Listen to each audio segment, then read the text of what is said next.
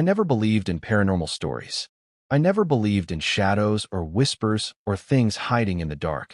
I believed fear was just imagination, something people created when they were bored or lonely. Before that job, before that motel, I was normal. I took the night shift because it paid more, because no one else wanted it, because I thought silence was peaceful. The motel sat beside Highway 50, far away from towns, far away from streetlights, far away from help. During the day, it looked harmless.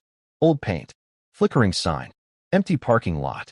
But at night, it felt like the building was awake.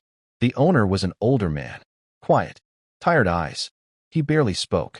On my first night, he handed me the keys, looked me in the eyes, and said one thing: if anyone knocks after midnight, do not open the door. He did not explain. He did not smile. He just walked away. I laughed it off. I thought it was some local joke. Maybe drunk travelers. Maybe thieves. The first few nights were quiet. Too quiet. No cars. No phones. No guests. Just the hum of the lights. And the sound of wind brushing against the walls. Sometimes I felt watched, but I blamed it on boredom. On the fifth night, everything changed. At 1:17 a.m., I heard knocking. 3 slow knocks. Not loud. Not angry. Polite. I froze. I checked the monitor. No one outside. The knocking came again. 3 knocks. Pause. 3 knocks. My stomach tightened. I stayed still, holding my breath. Eventually it stopped. I told myself it was pipes. Wood settling. Anything but what I was thinking. 10 minutes later, the phone rang. I answered. Silence. Then breathing. Slow. Deep. Then a voice whispered my name. Not shouted. Not spoken. Whispered. I felt cold all over. I asked who it was. The line went dead.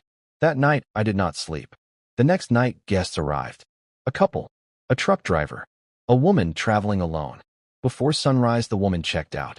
She was shaking. She said someone stood outside her door all night. She said the shadow never moved. I checked the hallway. Nothing. The next night, the truck driver left early. He said someone knocked on his door, then laughed, then knocked again.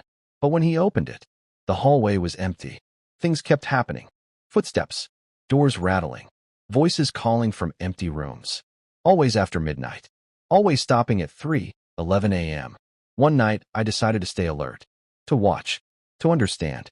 At 2:30 a.m., the knocking started again. But this time it came from inside. From the hallway. I stood up. Heart pounding. The lights were on. But the end of the hallway looked wrong. Darker. Longer.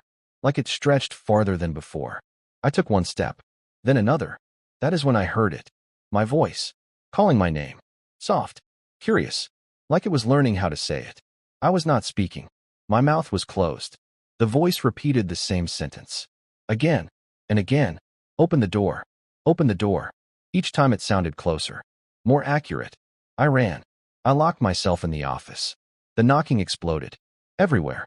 Walls. Doors. Ceiling. Voices whispered. Some sounded like guests. Some sounded like me. At 3:11 a.m., everything stopped. Dead silence. No wind. No hum. Nothing. In the morning, the owner arrived. He asked nothing. I quit. Before leaving, I walked the hallway. Handprints covered the walls. Too high. Too many. Some were upside down. The motel is still open. I passed it last week. The lights were on. Someone stood at the desk. Not moving. Watching the road. Waiting.